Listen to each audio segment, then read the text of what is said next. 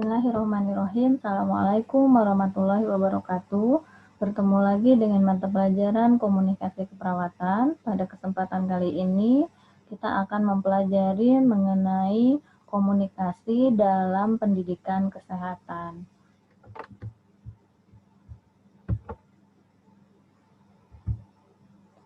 Di sini yang pertama ada pengertian pendidikan kesehatan. Pendidikan kesehatan di sini suka disebut dengan istilah PENKES gitu ya, singkatannya.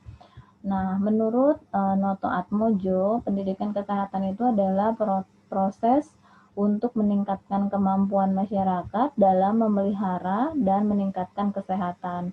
Dalam keperawatan, pendidikan kesehatan merupakan suatu bentuk intervensi. Intervensi itu adalah perencanaan keperawatan yang bersifatnya mandiri. Mandiri ini artinya dapat dilakukan oleh perawat sendiri tanpa ada bantuan dokter atau tenaga medis lainnya, dalam arti bidan atau apoteker atau siapapun, untuk membantu klien, baik individu, kelompok, maupun masyarakat dalam mengatasi masalah kesehatannya melalui kegiatan pembelajaran yang di dalamnya perawat berperan sebagai pendidik. Nah, untuk pendidikan kesehatan atau PENKES ini dapat diberikan kepada orang yang dalam kondisi masih sehat ataupun orang yang dalam kondisinya sakit. Nah, tingkat kesulitannya untuk pendidikan kesehatan itu jauh lebih tinggi atau jauh lebih sulit kita lakukan kepada orang yang dalam kondisinya dia sehat dibandingkan dengan dalam kondisinya yang sakit. Sebagai contoh, misalkan kita memberikan pendidikan kesehatan mengenai cara cuci tangan yang bersih dan benar kepada audiensnya, misalkan orang yang sakitnya diare misalkan. Kita berikan pendidikan kesehatan, anaknya misalkan sakit gitu ya, di situ ada ibunya, kita berikanlah di sini misalkan penyuluhan kesehatan kepada yang sakit ya. Ibu nanti kalau sudah sehat pulang ke rumah lebih sering untuk melakukan yang namanya cuci tangan ya Bu. Cuci tangannya juga yang bersih, yang betul seperti ini Bu, didemonstrasikan oleh kalian. Nah, oleh pasien tersebut biasanya jauh lebih nurut, jauh lebih mudah, jauh lebih diikutin. Karena apa? Kondisinya dia sedang sakit, ingin segera dia sehat. Dia nggak mau lagi nih terulang namanya sakit, karena udah pernah ngerasain sakitnya diare itu seperti apa. Salah satu penyebabnya adalah cuci tangan yang tidak bersih. Misalkan sekarang dikasih penyuluhan kesehatan mengenai cara cuci tangan yang bersih. Nah, biasanya berhubung dia sudah pernah merasakan sakitnya diare itu seperti apa, sehingga dilakukan penyuluhan kesehatan itu jauh lebih mudah karena dia tidak mau sakit diarenya itu menjadi terulang. Itu audiensnya atau ininya tuh orang yang sakit gitu ya. Nah, lain halnya tingkat kesulitannya jauh lebih sulit nih dibandingkan dengan orang yang dalam kondisinya sehat. Kita berikan nih misalkan pendidikan kesehatan kepada lansia. Lansianya sehat, dia nggak sakit hipertensi, enggak nih, cuma kita mencegah saja, Ibu mulai sekarang konsumsi garamnya dibatasi ya Bu, ikan asinnya juga dibatasin, konsumsi sayur yang seperti daun singkong juga sekarang dibatasin, mengantisipasi agar Ibu terhindar dari penyakit hipertensi, misalkan gitu ya. Ini kondisinya orangnya sehat, mohon maaf. Nah, biasanya orang sehat itu kalau dikasih tahu hal seperti itu dia, nggak apa-apa Neng, dari dulu aja saya memang suka makanan seperti ini. Dari dulu juga memang nggak apa-apa tuh, saya nggak pernah ngerasain tekanan darah tinggi, ya gitu ya. Nah, jadi nggak apa-apa saya makan. Nah, biasanya tingkat kesulitannya jauh lebih sulit dilakukan penyuluhan kesehatan atau pendidikan kesehatan kepada orang yang dalam kondisinya sehat, karena dia belum tahu rasanya itu seperti apa gitu ya, dibandingkan dengan audiensnya itu adalah orang yang sedang dalam kondisi sakit. Kalau dia sedang dalam kondisi sakit, kita nasehatin, kita beri pendidikan kesehatan, biasanya dia jauh lebih akan nurut, jauh lebih akan menerima gitu apa yang kita sampaikan, karena dia ingin segera sehat atau kejadian sakit ini tidak berulang lagi terhadap dirinya. Oke, selanjutnya di sini ada tujuan dan prinsip pendidikan kesehatan. Tujuan secara umum yaitu menurut Toto Atmojo adalah meningkatkan kemampuan masyarakat untuk memelihara dan meningkatkan derajat kesehatan, baik itu secara fisik, mental, sosialnya, sehingga hidupnya itu menjadi lebih produktif secara ekonomi maupun secara sosial. Itu adalah menurut Noto Atmojo. Nah, itu ya. Oke, selanjutnya di sini ada ruang lingkup pendidikan kesehatan. Nah, ruang lingkup di sini terbagi menjadi 3, yaitu aspek kesehatan, tempat pelaksanaan pendidikan kesehatan, dan juga tingkat pelayanan kesehatan. Kita bahas satu persatu. Yang pertama dari segi aspek kesehatan. Nah, yang pertama adalah promosi atau di sini promotif. Nah, ini udah harus kalian pahami nih istilah-istilah ini. Clue-nya atau caranya Ibu akan sampaikan.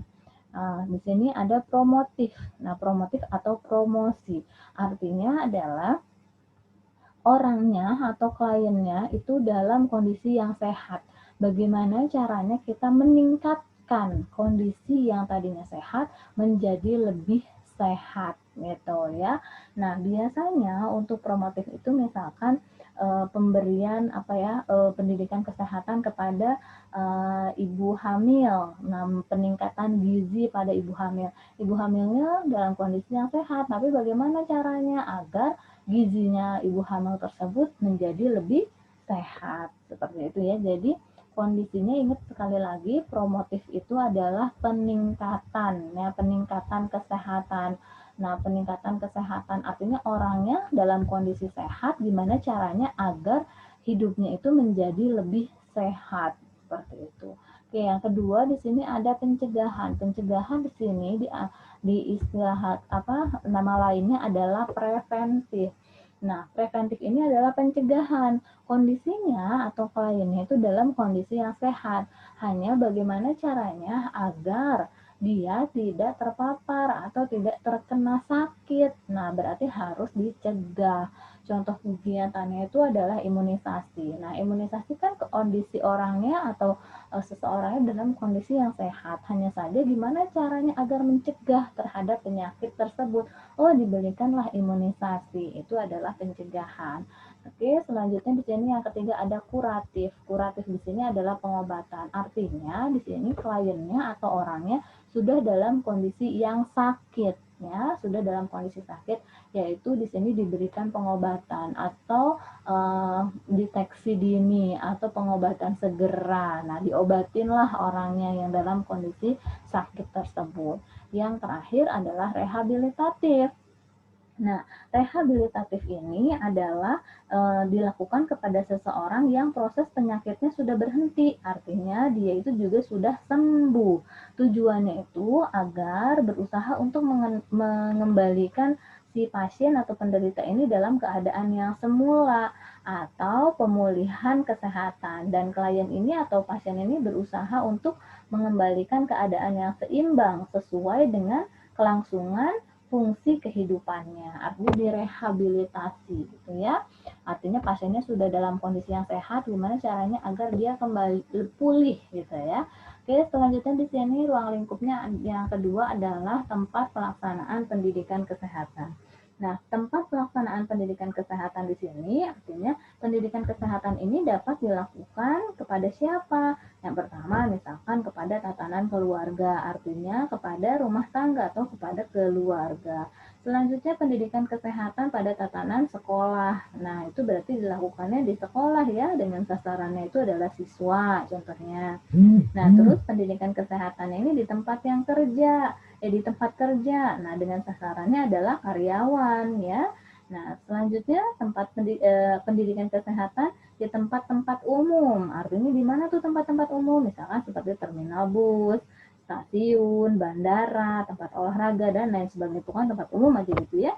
Nah, terus masih di tempat pelaksanaan pendidikan kesehatan, ini contohnya ada pendidikan kesehatan pada fasilitas pelayanan kesehatan seperti di rumah sakit, lalu di puskesmas, di poliklinik, rumah bersalin. Nah, seperti itu ya, itu adalah tempat pelaksanaan pendidikan kesehatannya. Nah, yang ketiga ini adalah tingkat pelayanan kesehatan. Nah, untuk tingkat pelayanan kesehatan itu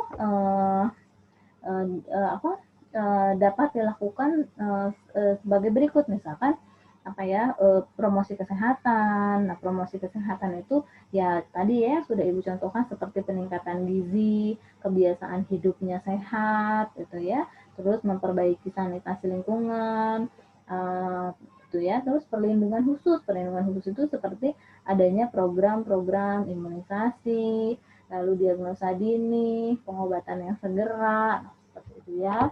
Oke, selanjutnya di sini ada metode pendidikan kesehatan. Metode itu adalah cara. Nah, menurut Toto Atmojo, metode pendidikan kesehatan pada hakikatnya itu adalah suatu kegiatan atau usaha untuk menyampaikan pesan kesehatan kepada masyarakat, kelompok, ataupun individu. Metode pembelajaran dalam pendidikan kesehatan ini dapat berupa yang pertama adalah metode pendidikan secara individual, artinya orang dari satu orang ke orang lainnya, gitu ya. Nah, bimbingan penyuluhan kesehatan yang pendidikan individual ini kebagi menjadi dua, ada bimbingan dalam penyuluhan dan juga secara wawancara. Nah, terus selanjutnya metode pendidikan kelompok. Nah, metode pendidikan kelompok ini terbagi dua, yaitu ceramah dan seminar. Untuk yang ceramah itu adalah metode yang cocoknya itu dengan sasaran pendidikan yang maksudnya gimana ya, metode yang cocok untuk sasaran yang berpendidikan tinggi ataupun yang rendah. Jadi sama siapa aja cocok lah gitu ya. Nah, ini metode pendidikan massa, ceramah umum. Ceramah umum itu misalkan dilakukan pada acara-acara tertentu, misalkan Hari Kesehatan Nasional. Nah, Menteri Kesehatan tuh kasih ceramah gitu ya, atau pejabat kesehatan tuh ngasih ceramah. Nah, itu namanya ceramah umum. Lalu pidato melalui media elektronik. Nah, dilakukan pada acara diskusi televisi ataupun radio, misalkan acara Dr. Oz atau apa. Nah, itu kan suka ada ya. Nah, itu adalah pidato melalui media elektronik. Lalu selanjutnya ada billboard. Billboard yang dipasang di pinggir jalan, seperti spanduk, poster, lain-lain, dalam bentuk pendidikan kesehatan massal. Contohnya adalah billboard pemberantasan nyamuk demam berdarah. Nah, itu masuk ke dalam billboard. Oke, selanjutnya alat bantu atau alat peraga yang digunakan itu punya beberapa manfaat. Di sini adalah bisa kalian baca sendiri ya. Nah, ini next selanjutnya. Oke, nah di sini saja Ibu sampaikan ada 3 macam alat bantu pendidikan. Yang pertama alat bantu lihat, nah atau visual artinya dilihat. Nah, alat yang diproyeksikan seperti slide, film strip dan sebagainya. Alat yang tidak diproyeksikan 2 dimensi seperti gambar, peta 3 dimensi, bola dunia. Nah, itu ya. Alat bantu dengar itu seperti piringan hitam, radio, pita suara. Alat bantu lihat itu TV dan juga VCD. Oke, selanjutnya sasaran yang dicapai alat bantu pendidikan kesehatan ini adalah individu atau kelompok. Kategori sasaran seperti kelompok umur, pendidikan, pekerja, bahasa yang digunakan, adat istiadat, minat, dan juga pengetahuan. Ini bisa dibaca ya sama kalian sendiri. Oke, selanjutnya ini pun bisa kalian baca. Di sini media pendidikan kesehatan. Untuk media pendidikan kesehatan itu ada media cetak, elektronik, ataupun papan ya, atau billboard. Media cetak ini seperti booklet, ini ada keterangannya ya, seperti buku, ada gambarnya. Nah, terus leaflet itu selembar tapi ada lipat-lipatannya. Lalu ada flyer ini selembar tapi nggak dilipat-lipat. Lalu ada lembar balik itu biasanya lembaran yang di depan gambar, lalu di belakangnya gambar itu ada keterangannya tentang gambar tersebut. Nah, selanjutnya rubrik ataupun tulisan, ada poster. Poster itu adalah media cetak yang suka ditempel-tempel di dinding atau di tembok-tembok tempat umum lah, gitu ya. Oke, selanjutnya media elektronik. Media elektronik di sini berupa televisi, radio, video, slide, film, strip. Nah, itu juga masuk ke dalam media elektronik. Yang ketiga adalah media papan, yaitu billboard yang suka dipasang di tempat-tempat umum yang besar sekali. Lalu ada tentang penyuluhan atau ada tulisan apalah yang mengedukasi tentang kesehatan. Oke, Materinya cukup sekian. Apabila ada yang tidak mengerti bisa ditanyakan. Saya cukupkan sekian. Wabillahi taufiq wal hidayah. Wassalamualaikum warahmatullahi wabarakatuh.